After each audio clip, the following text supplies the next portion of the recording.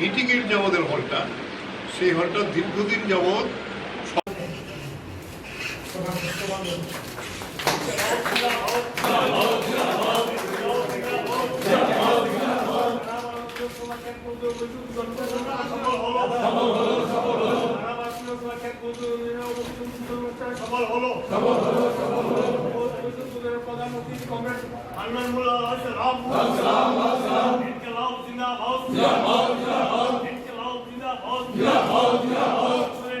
কৃষকের সংগ্রাম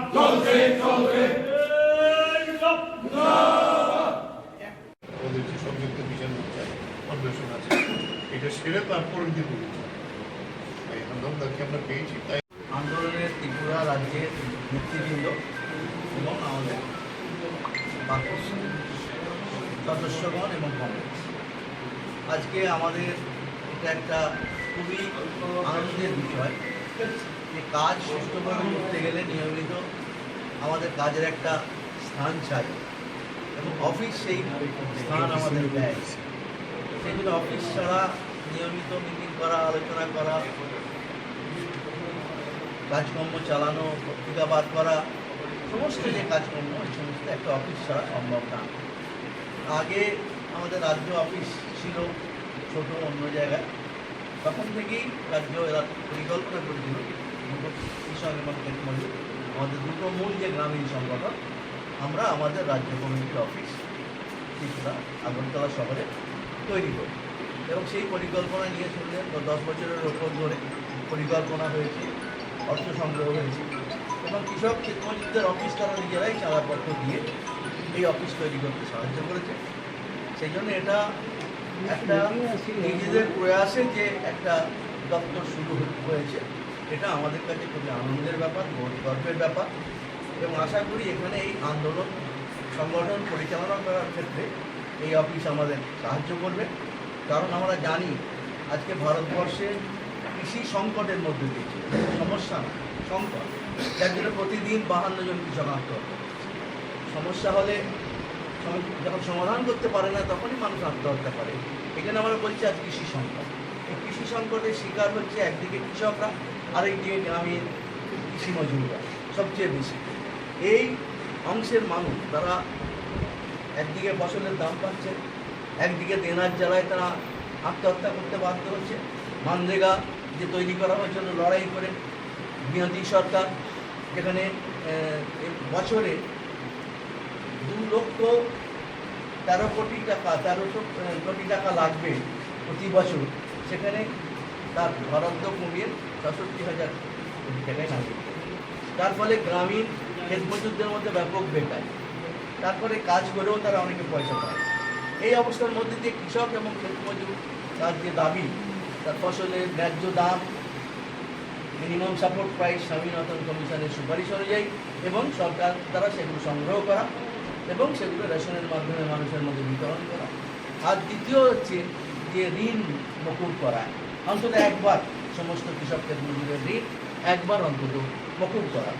এই দাবি নিয়ে আমরা আন্দোলন করছি। সেখানে সেই দাবির আন্দোলনকে আরও এগিয়ে নিতে হবে। আমরা আজ দেখছি যে ভারতবর্ষের স্বাধীনতার পর সবচেয়ে বেশি কৃষক বিরোধী সরকার হচ্ছে আজকে দিল্লির এনডিএ সরকার। সব সরকারই, কোনো সরকারই কৃষকদের পক্ষে খুব ভালো কাজ করেছে এমন না, কিন্তু এই সরকারের মতন কৃষক বিরোধী নরেন্দ্র মোদী হচ্ছে কৃষক সমাজের 1 নম্বরের দুশ্মন। কৃষকদের সমস্ত নীতি সমস্যাকে অস্বীকার করা, প্রতিশ্রুতিগুলোকে পদদলিত করা, বারে বারে দেওয়া কথাকে বিশ্বাসঘাতকতা করা, এর বিরুদ্ধে আমরা গোটা দেশে কৃষক ক্ষেতমজুররা ঐক্যবদ্ধভাবে লড়াই করছি। এবং আমরা জানি যে 3টে কালা কানুন এনেছিল আমাদের কৃষকদের, ক্ষেতমজুরদের, আমাদের দেশের বড় বড় পুঁজিপতি জমিদার এবং যারা কর্পোরেট হাউস আদানি আম্বানিদের গোলাম বানাবার ষড়যন্ত্র করেছিল, কৃষকের জমি ছিনিয়ে নিয়ে আদানি আম্বানিদের দেওয়ার ষড়যন্ত্র করেছিল, রেশন ব্যবস্থা তুলে দেওয়ার ষড়যন্ত্র করেছিল। এই 3টে কালা কানুনের বিরুদ্ধে আমরা লড়েছি এবং প্রায় 384 দিন আপনারা দিল্লি ঘিরে বসেছিলাম, জানেন আপনারা, কঠিন অবস্থার মধ্যে। এবং সেই লড়াই করে যখন মোদী কোনো অবস্থাতেই কথা বলতে রাজি ছিল না, কিন্তু কৃষককে সে চেনেনি, সেই কৃষককে বাধ্য করেছিল 384 দিন পর 750 কৃষক আমাদের শহীদ হওয়ার পর আমরা সেই লড়াইকে এগিয়ে নিয়ে গেছি এবং শেষ পর্যন্ত নরেন্দ্র মোদীকে ঝুঁকতে হয়েছে এই 3টে কালাকানুন প্রত্যাহার করতে। এই যে তার আক্রমণ, শ্রমিক কৃষক বিরোধী নীতি, এই নীতিগুলোর বিরুদ্ধে আমাদের আগামী দিনে লড়াই আছে।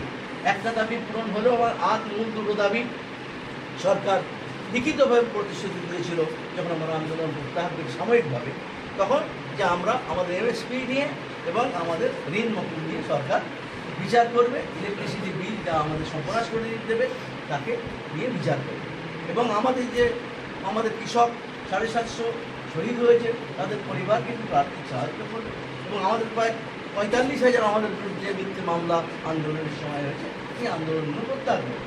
কিন্তু লিখিত প্রতিশ্রুতি দেওয়ার পরও আজ প্রায় 15 মাস হয়ে গেল, সরকারের কোনো সাড়া নেই। এই অবস্থার বিরুদ্ধে, এই সরকারের বিশ্বাসঘাতকতার বিরুদ্ধে কৃষক ক্ষেতমজুর আমরা মিলিতভাবে একে এগিয়ে নিয়ে যাব।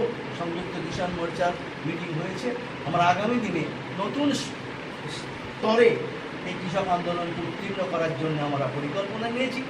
আমরা দিল্লি ঘেরার আন্দোলন করেছিলাম, এবার আমরা গোটা ভারতবর্ষে আন্দোলনকে প্রস্তুত করি। আমরা ঠিক করেছি ওই 30টা রাজধানী রাজ্যের, এই 30টা রাজ্যের রাজধানীকে আমরা আগামী 26-27 নভেম্বর আমরা হাজার হাজার কৃষক ক্ষেতমজুর শ্রমিকরা মিলে এই 3টে রাজ্যকে 72 ঘন্টা ঘেরাবো। অর্থাৎ সরকারের উপর তার অন্যায়ের প্রতি আক্রমণের বিরুদ্ধে চাপ সৃষ্টি করার জন্য আন্দোলনকে ভারতমুখী করার পরিকল্পনা আমরা নিয়েছি। সুতরাং এই সমস্ত কাজ করতে গেলে আমাদের সংগঠনের পরিকল্পনা করতে হবে, বসতে হবে, আলোচনা করতে হবে। সেই জন্য আজকে এই অফিস আমাদের সাহায্য করবে এই আন্দোলনগুলোর পরিকল্পনা করা। এবং ত্রিপুরায় যে বর্বর রাজত্ব চলছে, একটা অসভ্য রাজত্ব চলছে, একটা গুন্ডাদের রাজত্ব হচ্ছে, মানুষের উপর অত্যাচার হচ্ছে, নারী নির্যাতন হচ্ছে, সর্বনাশ হচ্ছে। আজ কৃষি সমস্ত মাঠে ফল নেই, কৃষক হাহাকার করছে, কোনো রকম যেখানে পরিকল্পনা সরকার এখানে কৃষকদের দুশ্মন সরকার, সরকারের বিরুদ্ধে রাজ্যের আন্দোলন হয়, তার সঙ্গে সর্বভারতীয় আন্দোলন হয়। এই সামগ্রিক আন্দোলনকে আমরা আগামী দিনে আরো শক্তিশালী করতে পারবো ত্রিপুরা রাজ্যে, এই আশা রেখেই আমরা এই অফিসের উদ্বোধন করলাম। সেই জন্যই আমরা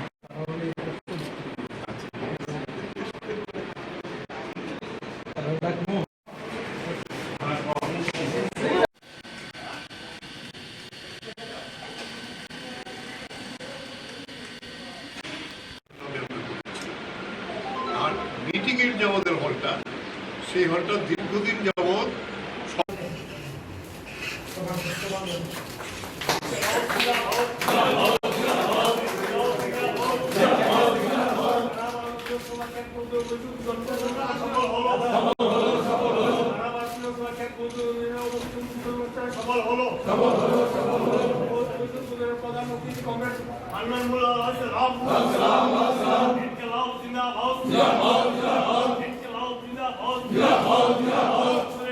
কৃষকের সংগ্রাম চলছে চলবে।